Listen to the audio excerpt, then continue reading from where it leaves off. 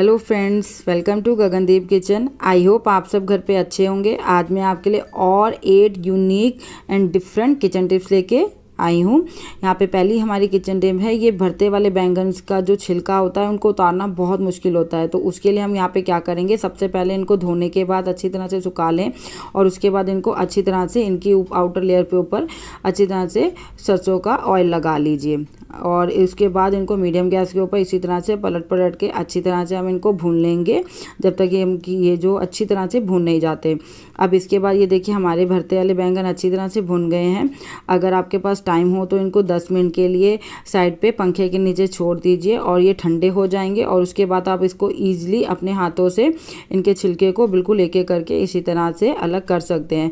But यहाँ पे मेरे को थोड़ा जल्दी था, मेरे पास टाइम नहीं था। तो अगर आपके पास टाइम ना हो तो आप चाहें तो इनको एक बाउल के अंदर थोड़ा सा पानी डाल के 1-2 मिनट के लिए डिप करके छोड़ दें और उसके बाद फटाफट आप इनको, ये देखिए मैं आपको दिखाती हूँ इस तरह से।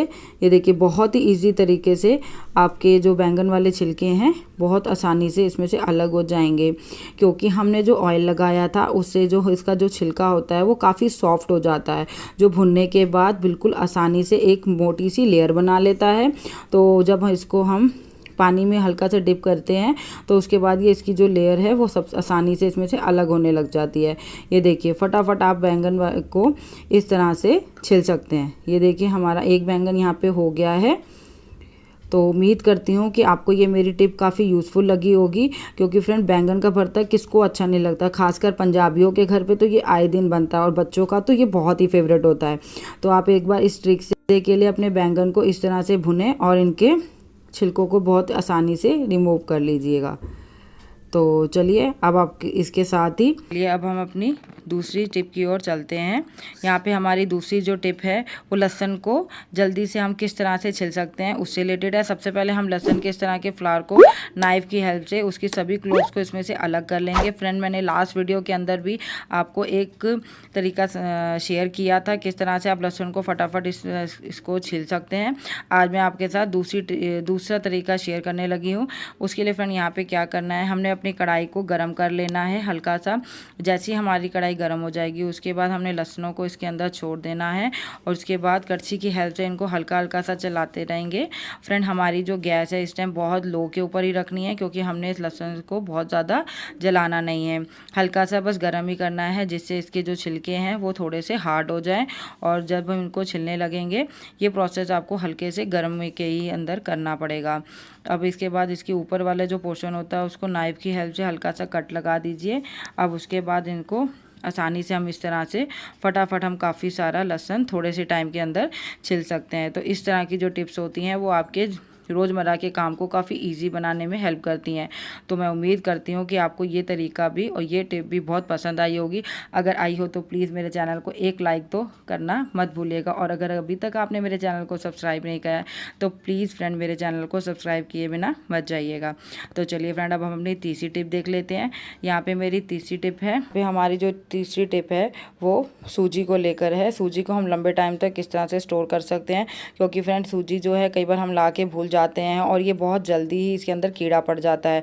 तो इसको कीड़े से बचाने के लिए हम क्या कर सकते हैं, उसके लिए हम क्या करेंगे, यहाँ पे मैंने कढ़ाई को गैस के ऊपर रख दिया। उसके बाद मैंने हाफ केजी के आसपास का पैकेट लिया है सूजी का, उसको मैंने पूरा इसके अंदर डाल दिया है।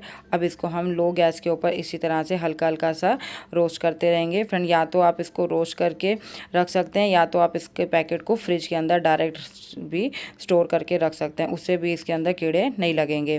अब इस तरह से आपने हल्का हल्का सा इसको रोस्ट कर लेंगे। फ्रेंड रोस्ट करने का एक ये भी फ़ायदा होता है कि जब भी आपको कुछ इसका नाश्ता या कुछ भी उपमा बनाना हो तो फटाफट आपको इसको डायरेक्ट इसका यूज़ कर सकते हैं। ये देखिए फ्रेंड 5 मिनट के बाद मेरी सूजी अच्छी तरह से भून गई है।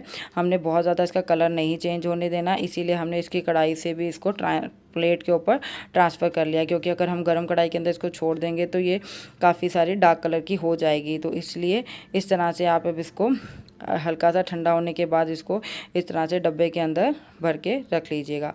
अब यहाँ पे मेरी टिप नंबर 4 है। यहाँ पे मेरी टिप नंबर 4 जो है वो आज हमारी अरबी को लेके है। फ्रेंड कई बार अरबी क्या होती है, हम काट लेते हैं, उसने के बाद इसके अंदर काफ़ी सारी लेस होती है, उस लेस की वजह से जो इसका टेस्ट है वो अच्छा नहीं आता। उसके लिए आप फ्रेंड यहाँ पे क्या करें, 1 चम्मच नमक डाल के अच्छी तरह से इसको मसल लें। हाथों की हेल्प से इस तरह से करने से क्या होगा, इसकी जो सारी लेस है वो बाहर निकल आएगी। ये देखिए जिस तरह से आपको वीडियो में दिख रहा है, इसी तरह से आप इसको अब 10 से 15 मिनट के लिए हम इसको छोड़ देंगे। अब उसके बाद हम क्या करेंगे, इसको रनिंग वाटर के अंदर अच्छी तरह से वॉश कर लेंगे। इससे क्या होगा, ये देखिए आपको दिख रहा होगा पानी के अंदर जो सारी झाग आ रही है, इसकी सारी लेस है वो इस तरह से नमक डालने से इसमें से निकल जाती है। नमक लगाने से एक फ़ायदा ये भी होता है, जब हम इस अरबी को फ्राई करेंगे तो ये काफ़ी करारी बनेगी, मतलब फ्राई करते टाइम इसके अंदर बिल्कुल भी ऑयल नहीं रहेगा और ये काफ़ी कुरकुरी अरबी आपकी बनके रेडी होगी। ये देखिए फ्रेंड 1-2 मिनट के बाद हमने अच्छी तरह से इसको वॉश कर लिया। ये देखिए कितनी साफ़ हो गई है, कोई भी लेस का एक भी पॉइंट इसके अंदर नहीं बचा है। अब इसके मैं आपको दिखाती हूँ कि फ्राई करने के बाद इस तरह से आपकी अरबी बिल्कुल परफेक्टली इस तरह की फ्राई होगी, जो आपकी सब्जी में भी बहुत अच्छा सा एक टेस्ट देगी। अब चलिए, अब आपको मैं 5वीं टिप की ओर लेके चलती हूँ। 5वीं टिप भी फ्रेंड यहाँ पे मेरी अरबी से रिलेटेड ही है। कई बार क्या होता है, कई लोगों को एलर्जी होती है अरबी को काटने से और छिलने से, तो उससे बचने के लिए आप क्या कर सकते हैं, आप हल्का सा ऑयल जो है, कोई भी कुकिंग ऑयल, वैसे आप कोशिश करें कि यहाँ पे सरसों का ऑयल ही यूज़ करें, क्योंकि ये काफ़ी बेनिफिशियल होता है।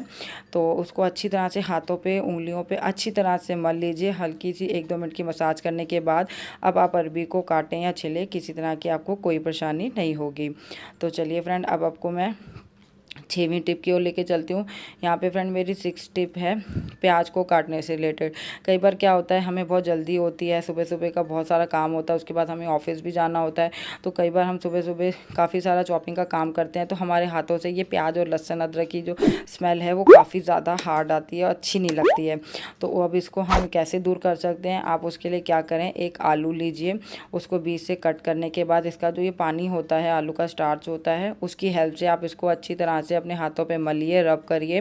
इससे क्या होगा, सभी जो सारी स्मेल है वो हमारी इस आलू के अंदर आ जाएगी। ये मत फ्रेंड सोचिएगा कि आपका ये आलू वेस्ट हो जाएगा। आलू को आप इसके बाद इसको अच्छी तरह से धोने के बाद इसको आप किसी भी सब्जी में यूज़ कर सकते हैं। आलू में किसी तरह की कोई परेशानी नहीं होगी, बट आपके हाथ जो हैं काफ़ी अच्छी तरह से बिल्कुल स्मेल फ्री हो जाएंगे। आई होप कि आपको ये टिप भी काफ़ी यूज़फुल लगी होगी। तो चलिए, अब हम अपनी नेक्स्ट टिप की ओर चलते हैं। हमारी यहाँ पे 7 टिप जो है फ्रेंड दूध की मलाई से रिलेटेड है।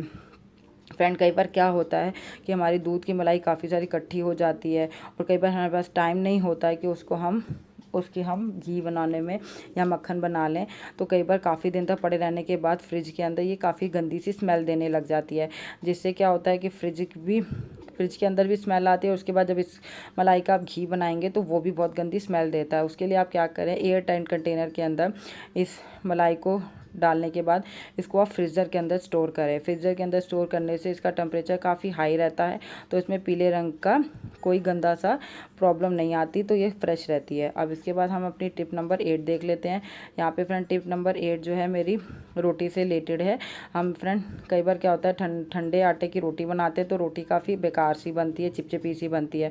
तो उसके लिए आप क्या करें, सबसे पहले तवे को अच्छी तरह से गर्म करने के बाद थोड़ा सा घी लगाने के बाद उसको हम पोने की हेल्प से किसी भी किचन टॉवल से हम अच्छी तरह से उसको रब कर देंगे।